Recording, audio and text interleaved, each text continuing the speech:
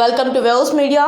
గుంటూరు ప్రభుత్వ హాస్పిటల్లో ఇవాళ కురిసిన చిన్నపాటి వర్షానికి రోడ్ల మీద నిలిచిన వర్షపు నీరు, వార్డులో దర్శనమిస్తున్న వర్షపు నీరు. హాస్పిటల్లో రోగుల్ని తీసుకువచ్చే సహాయకులు కూడా ఆ నీటి మీద కాలు వేసి ఎక్కడ కింద పడి మేము కూడా ఆసుపత్రి పాలవుతామో అని భయపడుతున్నారు. హాస్పిటల్లోని శానిటేషన్ సిబ్బంది ఎంత కష్టపడి పనిచేసినా వర్షం పడిన ప్రతిసారి ఇదే సమస్య కొనసాగుతుంది. దీనిపై ఇప్పటికైనా ప్రభుత్వ ఆసుపత్రిలోని అధికారులు సమస్యను పరిష్కరించాలని రోగులు మరియు సహాయకులు కోరుకుంటున్నారు.